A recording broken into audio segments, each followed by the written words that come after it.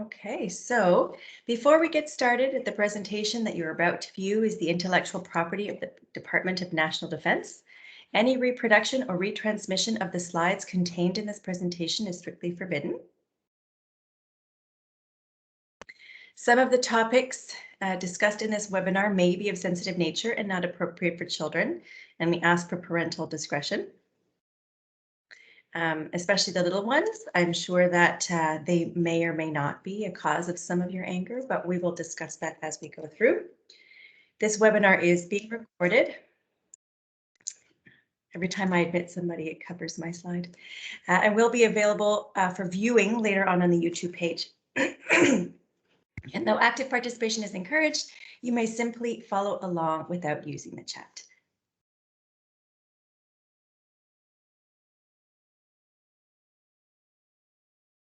All right, so this is session 1 of 4. This is called Understanding Anger and Choosing Positive Coping Thoughts.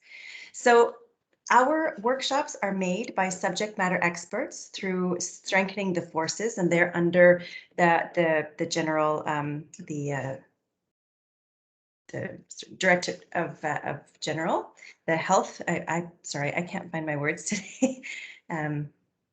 I'll think of it and I'll let you know. So these workshops are done through a lot of research. They're not sort of something that I'm choosing to tell you. These are things that come from, our subject matter expert, who is a psychologist, a counselor, and we have a lot of backing. So if you need any, other information, you're welcome to ask for it. This one is really about thinking about things that we don't normally think about. We don't normally think about, why do I get angry? What is causing my anger? What can I change to make myself less angry? What is being angry doing to my body or to someone else's? And what can I do to change that? How can I choose to become less angry more often? So today we're going to talk about understanding anger, the emotion of anger. We're going to talk about the difference between the destructive and constructive functions of anger. We're going to see that anger isn't always destructive. We're going to talk about why we get angry. So we're going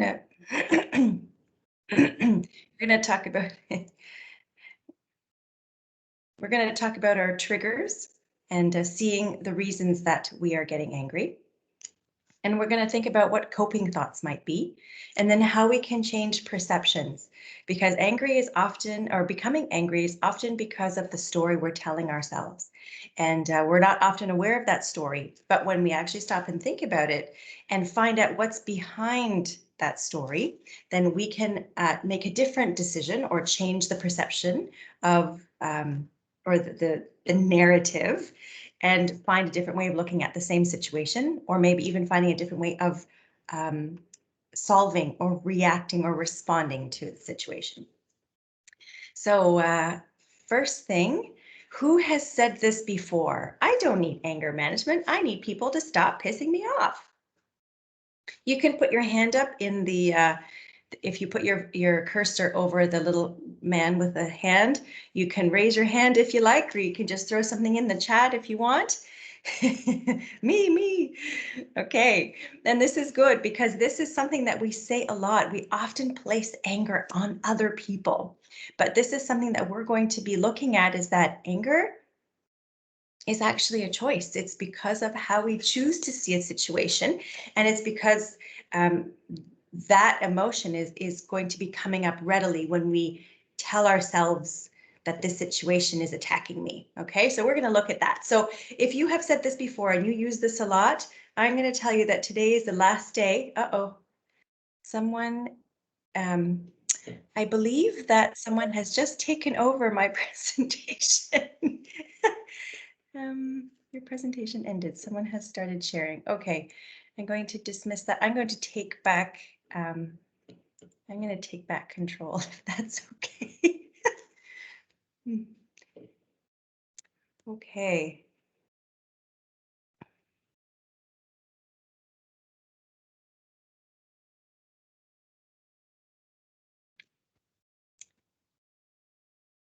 Sorry about that. Sometimes we push the wrong button. Okay.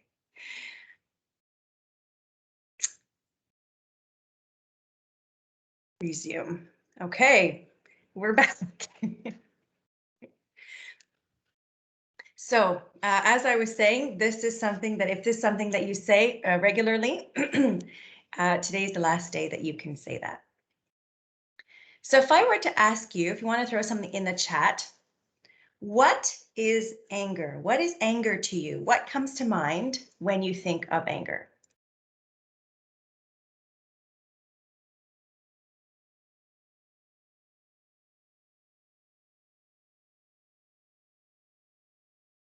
Okay, I'm seeing a loss of control.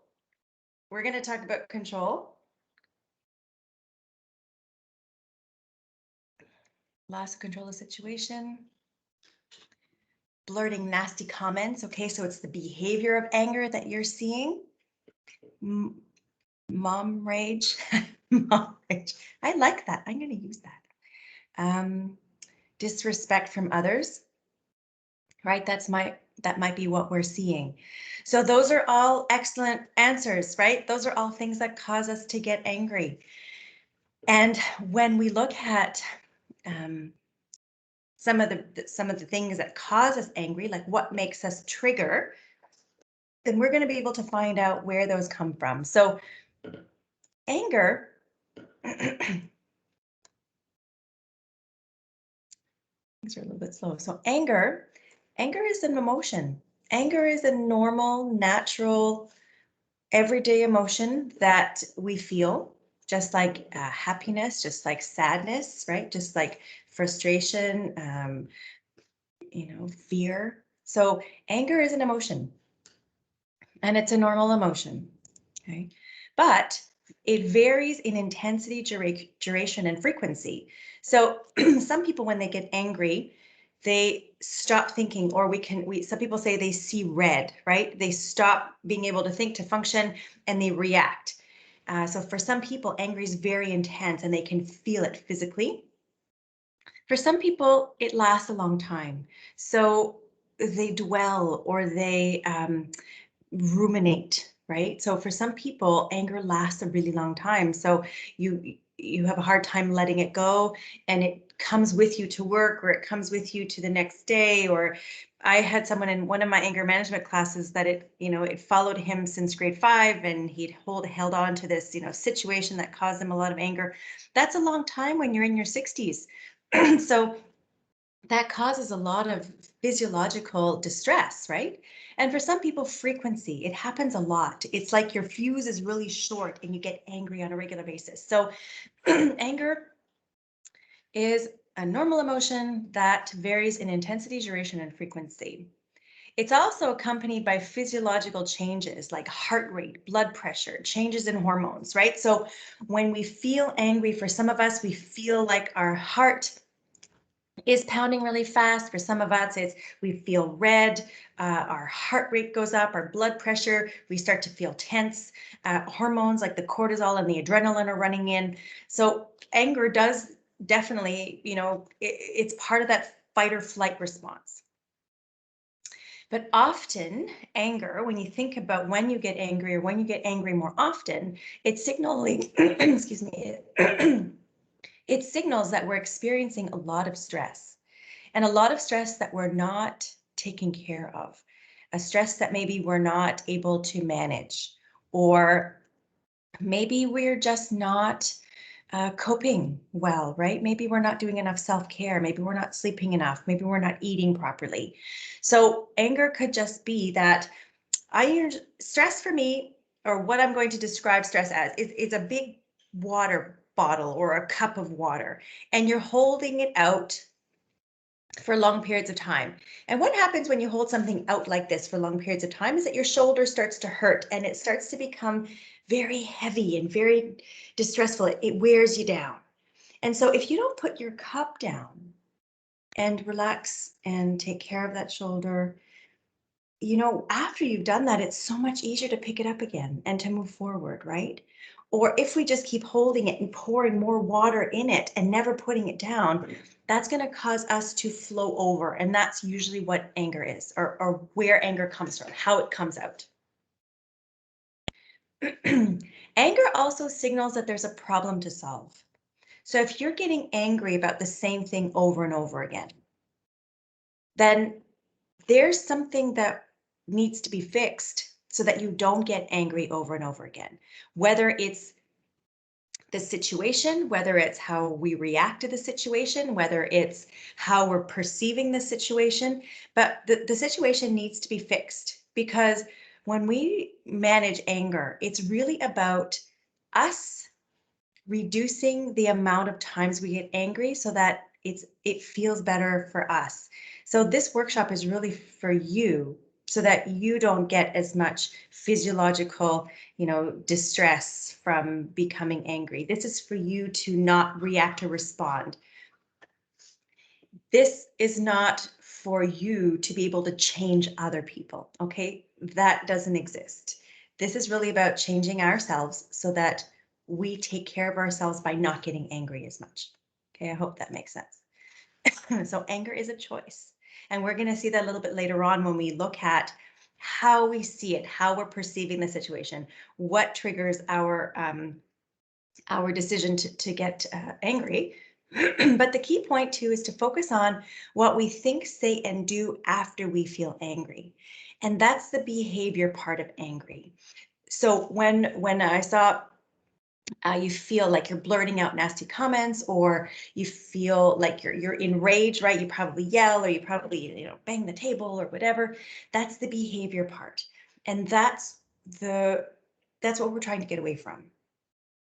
Anger is a healthy emotion, right? How can we use it to solve the problem as opposed to making it bigger? All right, so that's angry. Now, anger becomes a problem when it becomes our main response to certain or most people and situations. So driving can be driving, or driving can turn into road rage. Okay, so it becomes our main response to most people or most situations. I had a fellow in my anger management class years and years ago that his narrative was, they're doing it on purpose to piss me off. So if someone didn't change the weight back to his weight when he was in the gym, he would get angry because they're doing it on purpose to piss me off. If someone, cut in front of him in traffic because, they had to change lanes or whatever, he'd get angry because they're doing it on purpose to piss me off. So his narrative was every situation created his anger because he would take it personally. So this is really when anger becomes a problem. Okay. Anger is a problem when it's too intense and you stop thinking. When we get angry, the blood rushes away from our brain and goes into our muscles, right? The fight or flight response. So we actually stop thinking and reasoning when we get too angry. When it lasts too long, right? If you're carrying this boulder all the time, it can cause, again, a lot of physiological damage. And it occurs in inappropriate situations, right? If you have young children in the back seat, or if it happens in a lineup when there's an older person counting pennies, for example, or whatever it is that it might be. But anger comes out in inappropriate situations, right? That's kind of a problem. And it has a negative impact on relationships, right? It can cause power struggle with your kids. It can cause a lot of relationship dysfunctions. It can cause, problems even with society. Anger can be a problem, or it leads to aggression. Okay. So what is aggression? If I were to ask you, what is aggression?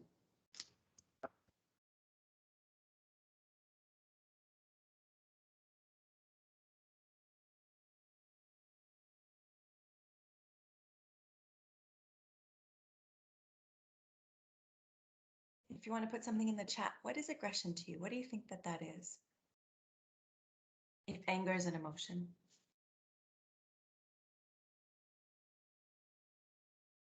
The out of your anger, okay? Yeah, right? So what you do, your behavior, right? Is that the out? Getting physical, getting loud, yes. Going on the offense, yeah, in a negative way. Hurting someone else, yes, verbal outcomes, definitely physical or verbal. Excellent, right? You guys got it. So aggression That's the behavior part. Anger is the emotion. Aggression is what you do with that emotion. And that's really where, when we're looking at anger being destructive, it's the behavior part. But what's interesting about aggression is that's a learned behavior. Therefore, we have control over it. It just has become so habitual, we feel like we've lost control over it. And it's a very interesting, sort of when you think about it, when you yell or when it becomes verbal outcomes or you hurt someone else or when you, go into road rage and cut people off or whatever, that's a behavior. That's something that you can choose to not do. Because if you catch yourself getting angry based on how you're seeing the situation, if you feel like it's an attack, aggression can be really beneficial if you are actually physically being attacked. But if you're not, and this could really affect somebody else, then this is really where we have to stop and think, I have control over this. How am I going to change it? So I'm going to ask you, so what could be some destructive functions of anger? So we already talked about, what aggression is, but is there anything else that could be destructive? A destructive function of anger?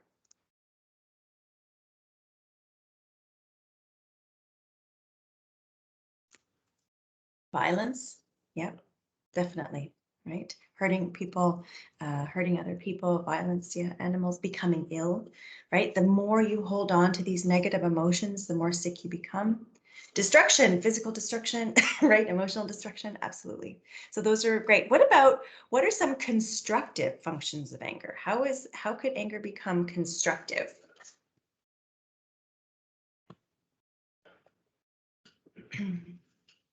Yeah, regret of what you said after, right? That's definitely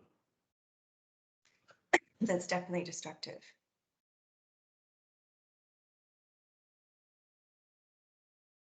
So what could be a positive function of anger? How could we use anger constructively? What are some things that we can use anger for? When you actually take the time to reflect on yourself, absolutely, right? That's so important. That's basically what this is. Let's find out what's happening in my narrative, because very seldom do we stop and think about it. In our physical anger management class, it's about 7 weeks long and it's a full morning or full afternoon for 7 weeks. And we write down in an anger log, right, every situation that created some anger for us. And then we, peel it like an onion, and then we really find out, where it's coming from.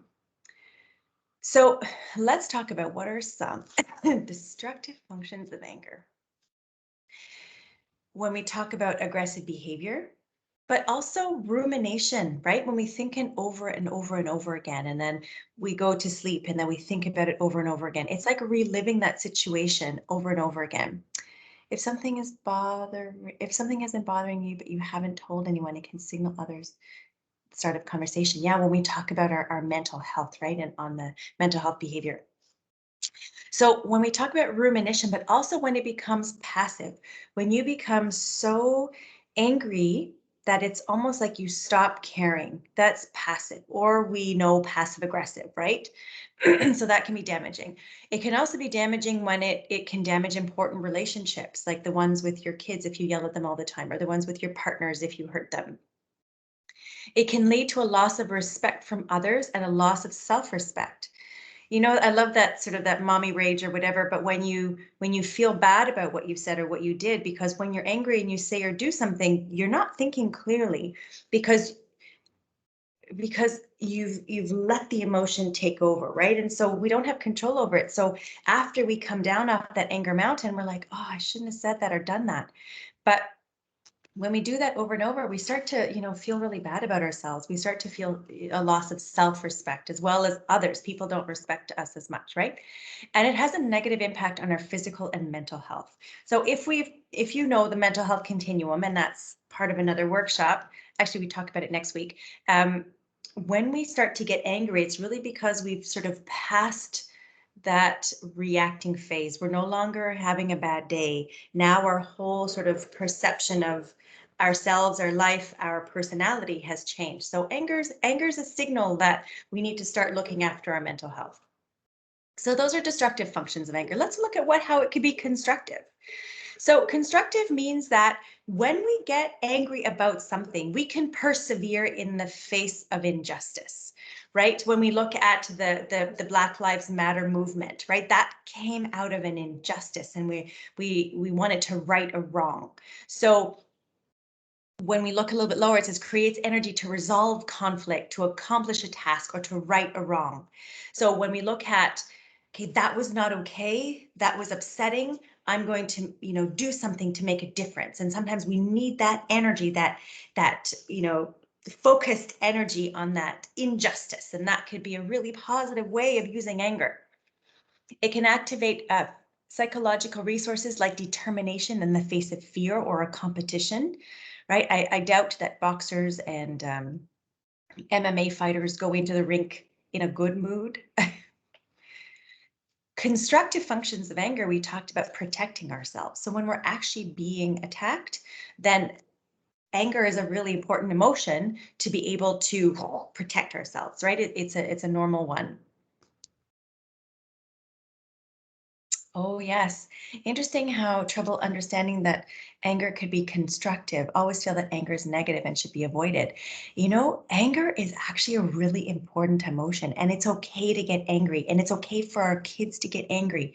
It's about what we do with that anger, right? So when we get angry, and we're going to talk about how we can solve the problem that's making us angry. So, because angry, does it solve anything? Does anger solve anything? It does when you use it constructively. But if you use it destructively, then you're actually making it worse or breaking things that might be good. So constructive just means using that anger as energy to solve the problem. And maybe that will make sense a little bit later on, but sometimes, again, just sort of out of experience, when something makes you angry on a regular basis, let's say it's at home, or, let's say it happens regularly, right?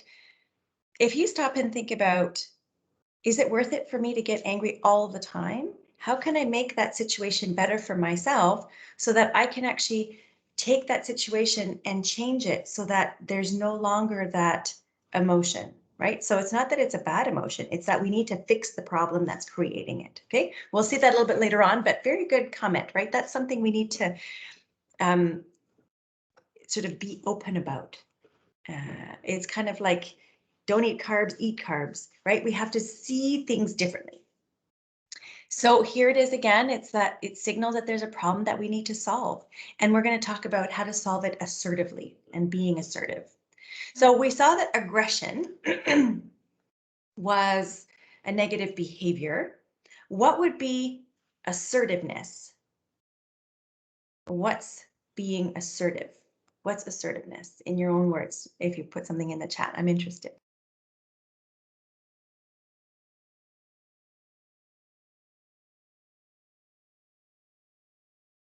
It's interesting that sometimes we feel like assertive and aggression is very different. To stand on your rights, right? To take a stand. I love that. Express what and how things should be done, how you think things should be done, not being pushed around by others. Okay. Great. Those are really great ways of expressing assertiveness. So assertiveness is also a behavior, to take initiative. I like that. But a way of stating what you need while respecting others.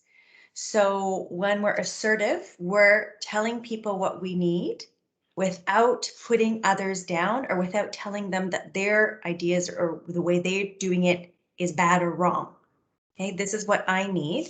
And this is when we have to sort of state that in an appropriate way. So an assertive person respects self and others, focuses on the problem solving or conflict resolution, intends no harm. So when I mean by it focuses on the problem, let's say Some people get angry when dirty dishes are left on the counter. Okay, so when we're aggressive, it's attacking the person who has left the dishes on the counter. And you're a messy person and you don't care about cleanliness and you are this and you are that. That's aggressive, okay? Because we're attending to harm that person's feelings, right? Assertive would be, I feel very frustrated when dishes are left on the counter. So how about we put dishes in the dishwasher when we're done with them? So you're stating what you need. You're not attacking anybody by calling them names, and you're solving the problem of the dish on the counter. It doesn't matter who left it there. If there's a dish on the counter that makes you upset, then it's the dish on the counter that needs to be fixed, okay? That person knows that they're the one who left it there, but at least you're not telling them that they're a bad person. Maybe they just have different priorities. So that's sort of, again, we're talking about that a little bit later on as well. So why do you think we get angry? Why do we get angry?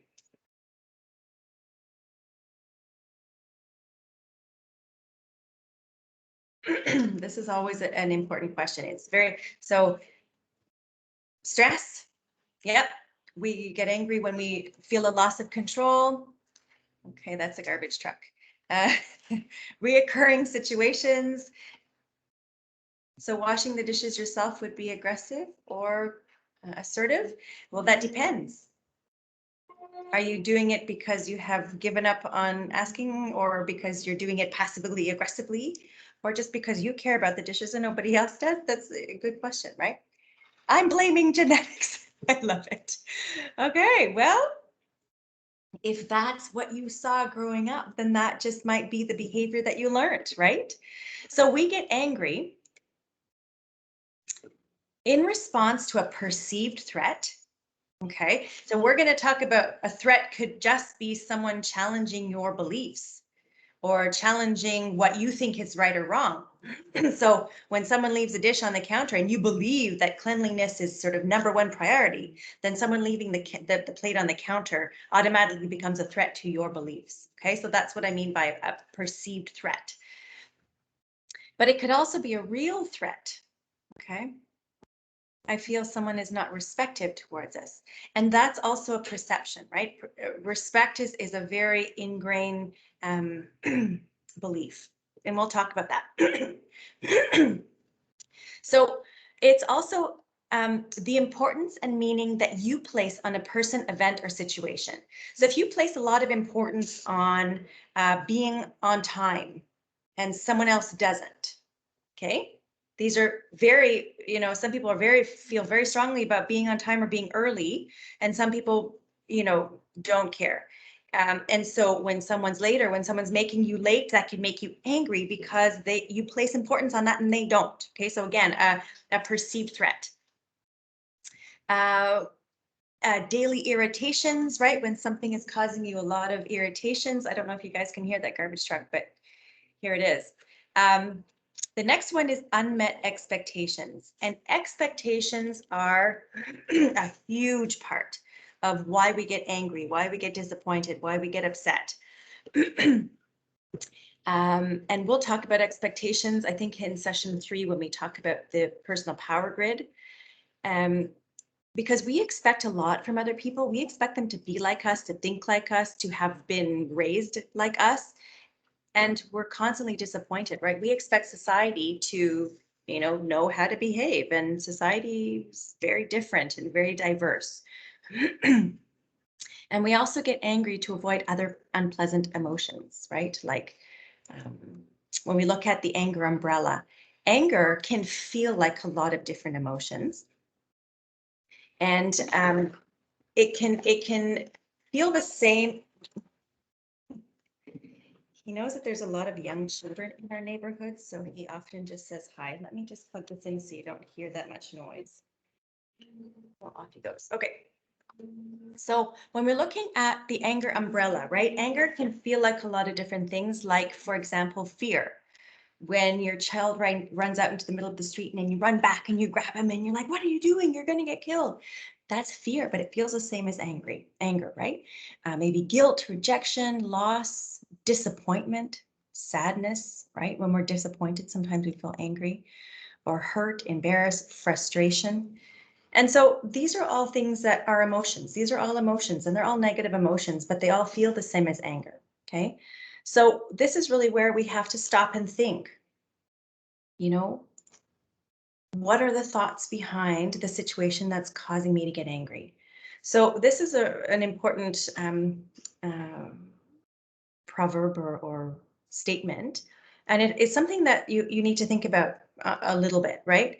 Change your thoughts and you change your world. And I'm going to give you some examples of what I mean by that. But first, we're going to talk about what perceptions are. We collect information through all of our senses, and then this data gets filtered through our own experiences and results in what we believe to be true. So when we're looking at perceptions and we're looking at our filter, what do you think is part of our filter? Each and every one of us. What do you think is part of our filter besides just the experiences that we have, which is already huge, right? Everyone has different experiences, so everyone is going to react or respond in different situations. But what else do you think is part of that filter process?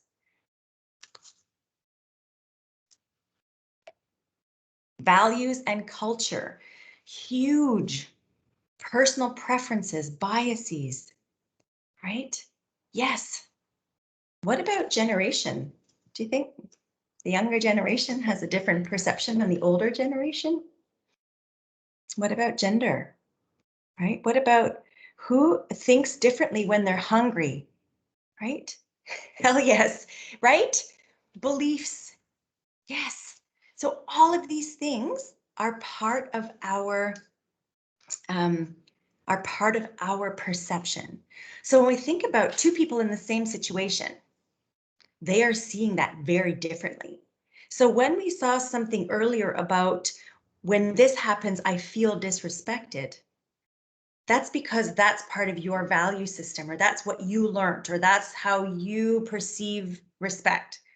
Whereas maybe somebody else doesn't see it that way. Maybe they don't see respect that way, or maybe they don't believe that they're being disrespectful. Maybe they just have different priorities. And so every situation, like this is why conflicts happen, because everybody sees things differently. And when someone doesn't see things the way we do, we can get very frustrated by that, or very angry by that, very disappointed, very, confused. And so we have to really be aware of what's another way to think about this. Why are they not upset by this, or you know, why are they upset by this when it's not an upsetting situation? So perception is a really important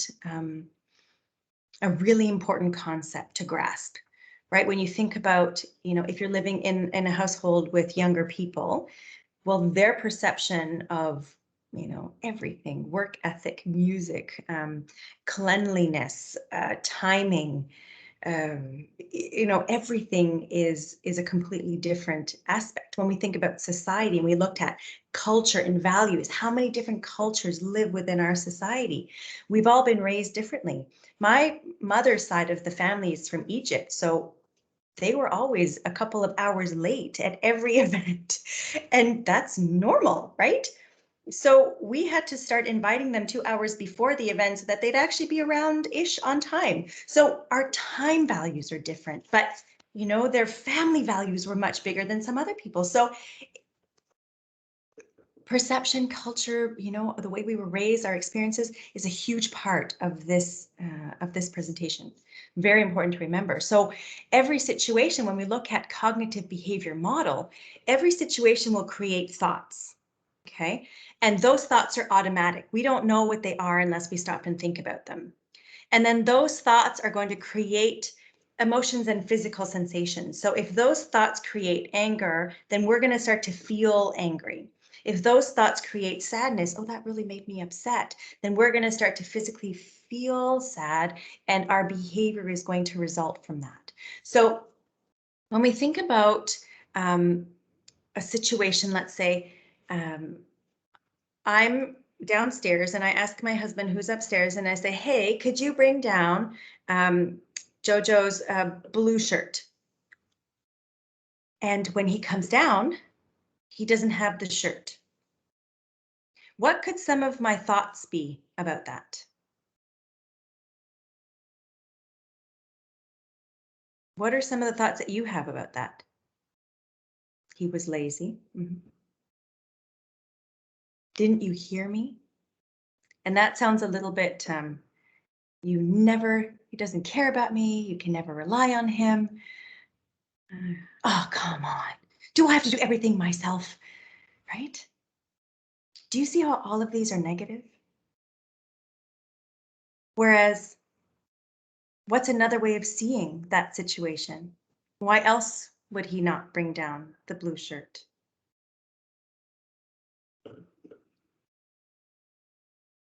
Did he not hear me? Right? That was a good one. Maybe he didn't hear me. He has too much on his mind, right? Maybe he was distracted. Maybe he's under a lot of stress. Yeah. Maybe he didn't know what shirt to bring down because Jojo might have 3 different blue shirts. Maybe it's a long sleeve or a short sleeve. Right? So do you see how I love that. You better hear his side of the story before jumping down his throat or jumping to conclusions, right? Selective hearing. I like that. Yes. Forget things all the time within seconds, right? Someone with ADHD, whoop, whoop, it goes in and out, forgets things all the time. So these are all thoughts that we can have. But the negative ones, do you see some of you might have already felt like a little bit flustered by that situation? Because you're like, oh my God, doesn't this happen all the time? For some people are like, oh yeah, he just didn't hear me because he has an electric toothbrush. Maybe he was brushing his teeth at that time. So all of these situations just have different thoughts. And oftentimes, based on our beliefs, our belief system, we could have different thoughts about that. So, oh, before we go there, this is just the thing is we have full control of our own thoughts and perceptions. Okay, you have control over how you behave based on those.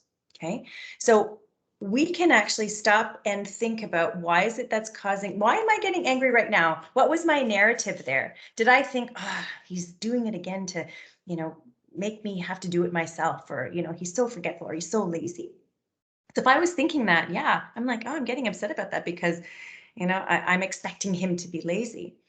Whereas, if I stop and think about it, oh, well, if I think, well, maybe he didn't hear me, maybe he didn't know what shirt and he's coming to clarify, I wouldn't get angry. I would just get curious, or I would, again, like you said, ask him his side of the story before you jump to conclusions, because oftentimes their side is very different than how you have perceived their side, right? Because they're a different person. They live in a different headspace. So when we look at common beliefs and things that can actually cause us to get angry, or our narrative, right? When we think about our narrative, people get respect from aggression. So some people think that if I'm not aggressive, I won't get my way, or they won't do as I say, right? So when we think about yelling, or when we think about, aggression is making people afraid of you, right? Usually fear is that. So if I don't get aggression, I won't get my way. People should know what I want, or what I expect, or what I need. And if you ever say they should know, then you're shooting on them. So that means you're going to be disappointed because you're placing an expectation on someone and you have no control over that person or their thought process or their actions, right? So when we say they should know, I could say that, he should know after 19 years what I need. And oftentimes they don't, unless you are very, very, very, very, very specific about what you need or what you want or what you expect. And even then, right? Even then, they should know. When they say should, they should do this, they should do that, they should know this, society should be like this. Well, those are expectations, and those are expectations that are often placed on people or things, and you're often disappointed, right? Just like kids should obey or they should listen. I like that one. Because They just have different priorities, right?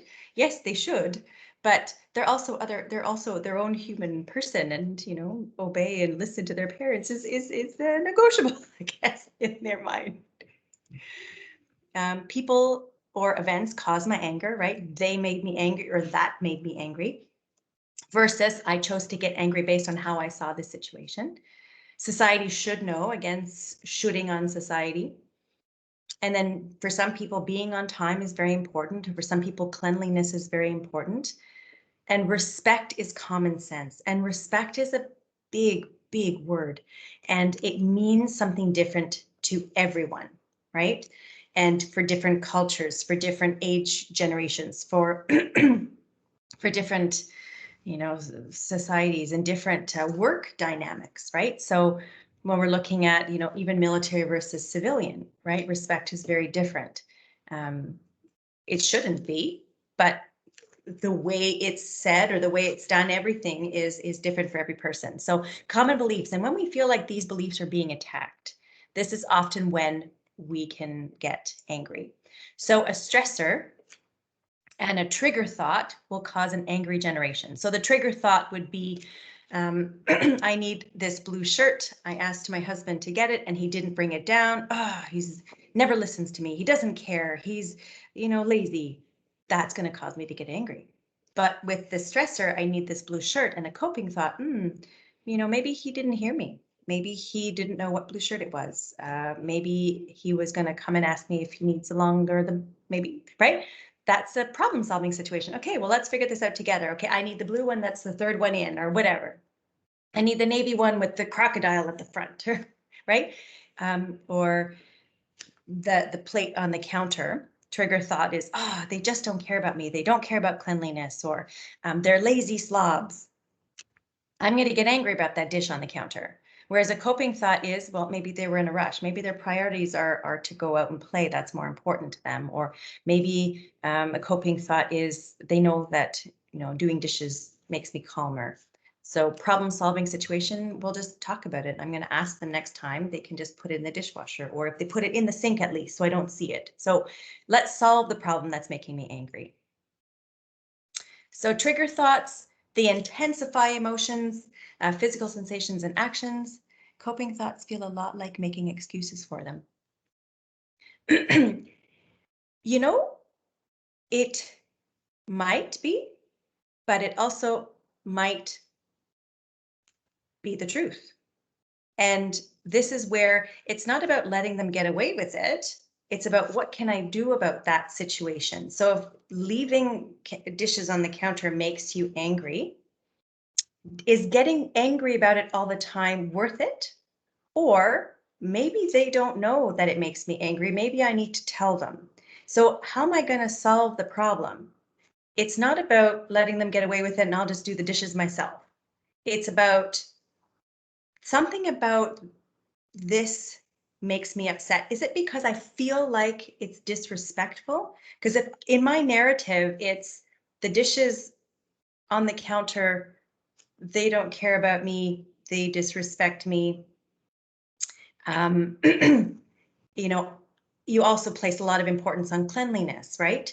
Not everybody places that kind of importance on cleanliness, or maybe you've just always done it. It's just a habitual thing that's, been done. So the problem is, how are we going to fix it? How are we going to change that situation? And, how am I going to make it better for me? So if you're always picking up everyone else's clutter, either they haven't, they might have been told over and over again, but maybe we need to fix how it's done, or where it's done, or how often it needs to be done, because it could just be that it's overwhelming. It could just be that they have other priorities, and it could, we just need to talk about it. They're go on strike, yeah, or say, at the end of the day, if this isn't picked up, it goes into a garbage and I won't have to worry about it anymore. So, it's a natural consequence, but that's for another day. So coping thoughts just make us reactive, right? So my friend who always used to say, they're doing it on purpose to piss me off, that was his trigger thought. Everything, everyone, what didn't matter what it was. He said 97% of the time he would get angry just because of that narrative. So when he stopped with that particular thought process, when he was able to say, people aren't doing it on purpose to piss me off. They just don't know that in the gym, this is a respect thing, or this is, a courtesy thing, or maybe people in traffic, maybe they are in a rush. Maybe there's somebody, maybe they didn't see you. So there are other ways of seeing things that will de-escalate the problem. And then you're able to think about it. Then you're able to solve this issue. Yeah, you could do that. That works, right? It's about how are you going to solve it so that they're even just aware that this is making you this angry, right? Like, are you being passive aggressive and just doing it on your own? And that's week 3. We're going to talk about the personal power grid and how is it that you can take your power back based on all of these things. It's not just about letting them be. It's about you not getting angry, asking yourself different questions. Is this worth it? So trigger thoughts, they create an angry response, but they also might be a thinking error. Sometimes we magnify things. Everyone does this. No one cares. I have lost all, timing problems, or everything is dirty all the time. So that's magnifying things. And that's really, sometimes we have to think about, well, is it really everything, or is it just like, once a day or something like that, or once every couple of days? When we see black or white, it's my way or the highway, basically. So that's going to make you angry all the time because nobody's like you, nobody wants to be just like you. And so everything needs to have some gray. When we're shoulding, right? When we place expectations, personalizing, they're doing it on purpose to piss me off, or overgeneralizing. All of these people, none of these people, all of my family, my whole life, those things. So those are going to cause distress. But if we have a coping thought, and we'll talk about what that is, coping thoughts decrease emotional responses. Okay, you're not as emotionally attached to this particular thing, and you don't get those physiological sensations. So your blood doesn't rush away from your brain, so you stop thinking. It allows for a calm response to a stressful situation. So it's just a different way of looking at it. So a coping thought could be, is this worth getting mad over? Am I taking this plate as a huge sign of disrespect, or is it just a plate on a counter? Is this worth getting mad over? Is it worth getting mad over, somebody cutting you off in traffic? Like, did they hit your car? No. Are you going to get to work any later? No, because traffic is traffic. It's not going to change any other way, right? Another coping thought is, well, we must have different priorities. And that's often sort of one, especially for younger people, is that when you say, hey, we got to go soon. Let's go. We got to, we're late. You're late. They're not late. Well, they might be late, but they don't care. You're late, right? Their show is much more important, or they haven't put their makeup on yet, or, they can't find their favorite jeans. Those are different priorities when you think about, they don't care as much about timing as you do, right? They don't have the same urgency. Why is this triggering me? Are they not angry at me? They're angry at the situation. So sometimes when someone's upset and they yell, or they're frustrated, or they're agitated, a lot of the times they're not angry at you. Something happened and they're angry at a situation as well. And so there's no need for you to respond in anger as well. Sometimes it's just like, hey, what happened to you today? You're really upset right now. And sometimes just they're not angry at me. Okay, they're angry at something else. Or another coping thought is, what do I have control over this situation?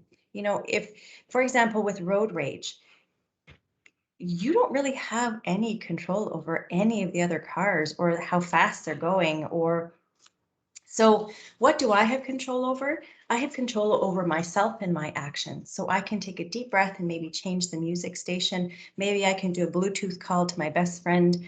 I don't have control over the speed or what time I'm going to be getting to work. I do have control over what time I leave in the morning. So all of these different things is, what can I do to make this better? What can I control? I can control,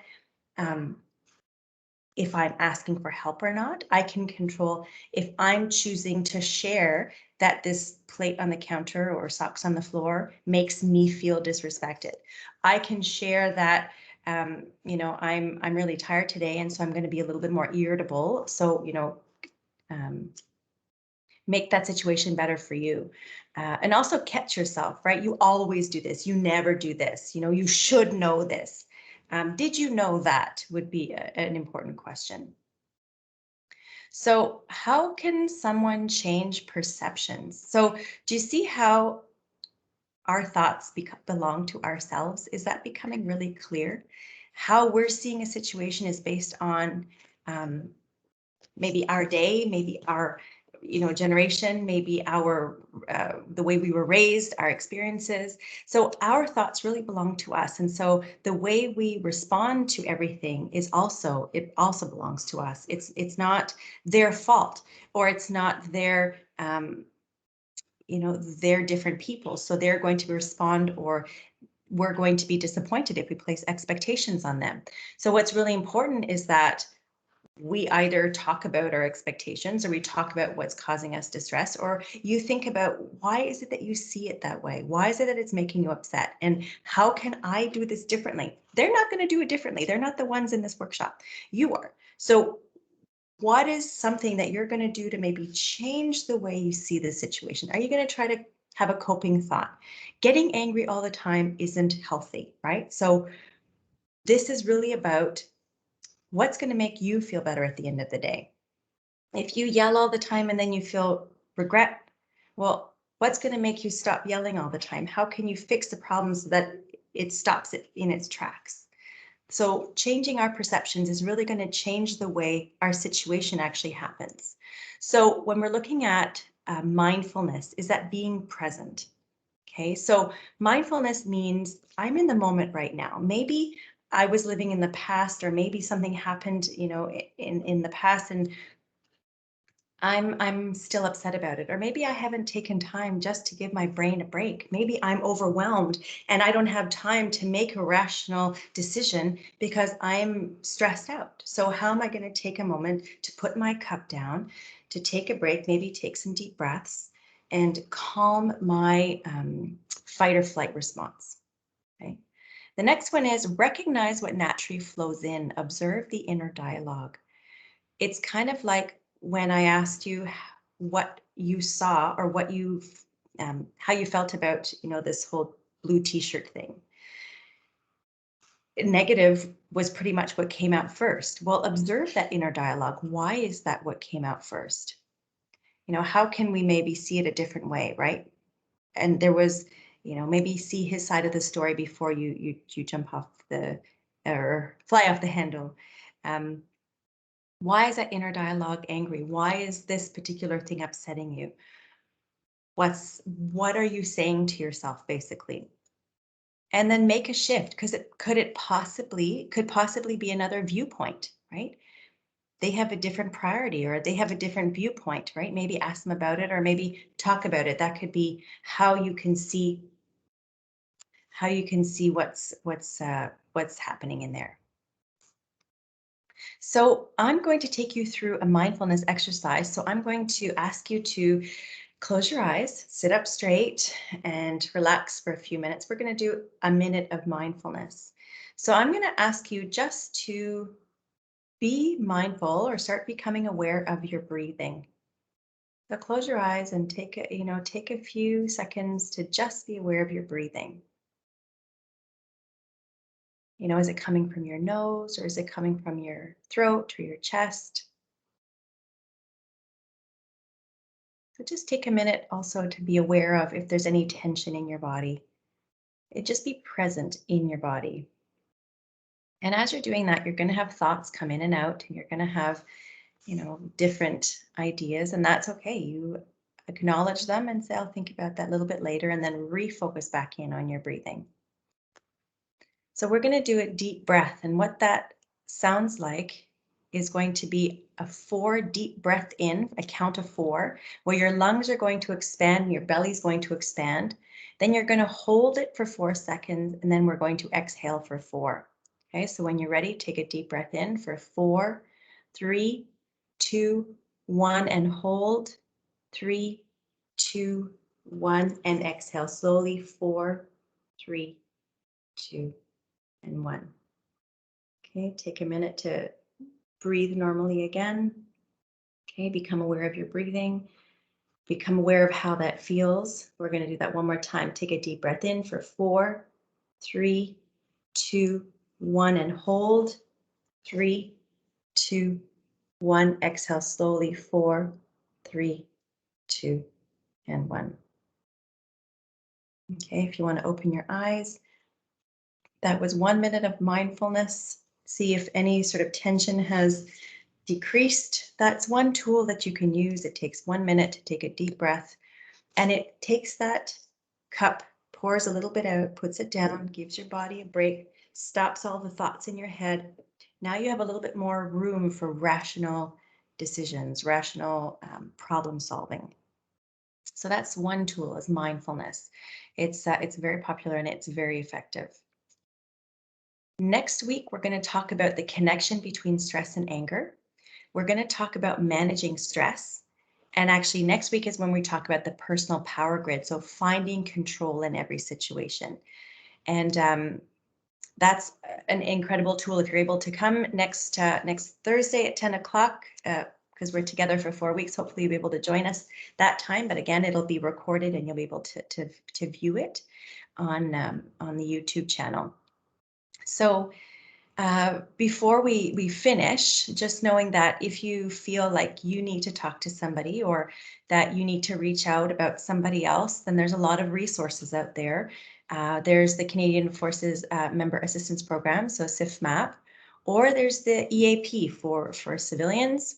There's also the Suicide Hotline, Bell Let's Talk, and Canadian Mental Health Association. So you're welcome to take a picture of that or take a screenshot of that. Those are excellent resources to have on hand if you need to talk to somebody. And if you want to contact us, you're welcome to send us an email or check us out online or follow us on Instagram and Facebook. So that was the end of our presentation today. I'm going to stop the recording, but you can stay for questions.